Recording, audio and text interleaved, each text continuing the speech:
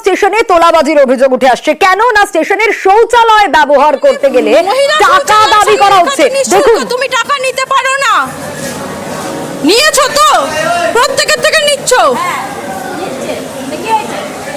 কেন নেবে? তুমি লোককে লুট করছো এভাবে, একদম সত্যি কথা বলছি। যদি আধ ঘন্টা এখানে ছেড়ে দিয়ে যায়, সব লেডিসরা যেতে পারবে? জিজ্ঞেস করো তো, লেডিসদেরই জিজ্ঞেস করো। 1 ঘন্টা তাহলে কন্ট্রাক্টরকে কেস করা হবে, কন্ট্রাক্টরের কেস সরিয়ে দেবে।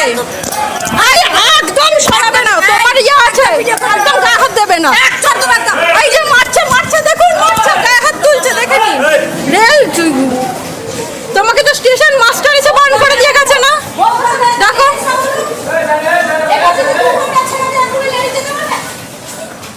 তোমাকে তার জন্য কন্ট্রাক্টর রেখেছে, কন্ট্রাক্টর রেখেছে। ভিডিওটা বন্ধ করা, কোনো ভিডিও বন্ধ হবে না, গায়ে হাত তুলবে না, তাহলে আমি কিন্তু আরেকটা কেস দিয়ে আসবো এক্ষুনি রেল পুলিশকে যে আপনি গায়ে হাত তুলছেন। ছেলে হোক বা মেয়ে, এখানে মহিলা শৌচালয়ের সামনে লেখা আছে নিঃশুল্ক, তুমি টাকা নিতে পারো না, নিয়েছো তো, প্রত্যেকের থেকে নিচ্ছ।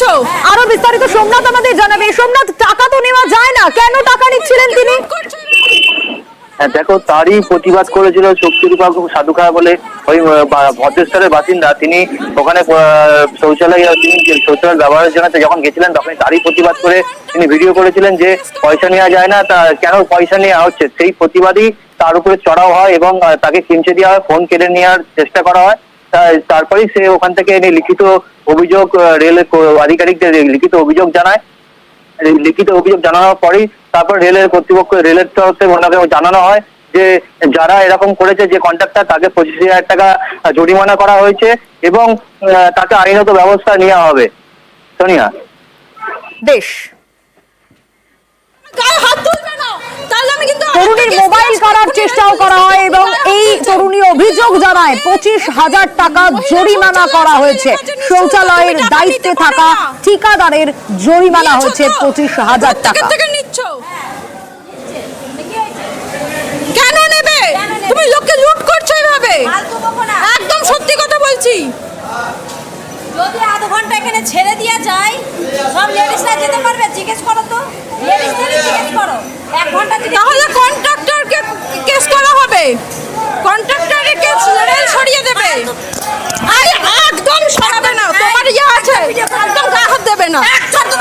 এই যে মারছে মারছে, দেখুন মারছে, গায়ে হাত তুলছে, দেখেনি?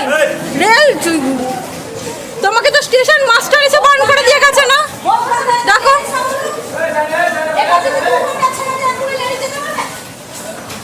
তোমাকে তার জন্য কন্ট্রাক্টর রেখেছে, কন্ট্রাক্টর রেখেছে। ভিডিওটা বন্ধ করা, কোনো ভিডিও বন্ধ হবে না, গায়ে হাত তুলবে না, তাহলে আমি কিন্তু আরেকটা কেস দিয়ে আসবো এক্ষুনি রেল পুলিশকে যে আপনি গায়ে হাত তুলছেন। ছেলে হোক বা মেয়ে, এখানে 14 জুলাই যখন আমি ওখান দিয়ে যাচ্ছিলাম, আমি শৌচাগারের দিকে যেতে যাই, তখন আমার থেকে টাকা চাওয়া হয়। মহিলা শৌচাগার এবং ছেলেদের শৌচাগার দুটোরই ওপর পাশে রেলের বোর্ডে লেখা আছে যে প্রস্রাব নিঃশুল্ক, প্রত্যেকটা ব্যক্তির থেকে 5 টাকা করে নেওয়া হয়। তখন আমি যখন এর প্রতিবাদ করি, উনি আমাকে মারতে আসেন। এর আগেও ওনার সাথে আমার এই ধরনের ঘটনা হয়েছে, ওই একই জায়গায় আমার গায়ে হাত তোলা হয়েছে, মারধর করা হয়েছে। তখন আমি এই লিখিত অভিযোগটি জানিয়েছি। আমি চাই রেল এমন কঠোর ব্যবস্থা নিক যেন বাংলার কোনো শৌচাগারে এইরকমভাবে এই অন্যায় তোলাবাজি বন্ধ হোক। আর এবার নজর রাখবো কুমারগ্রামের একটি নদীতে বাঁধ তৈরি ও অপর নদীতে বাঁধ সারাইয়ের দাবি।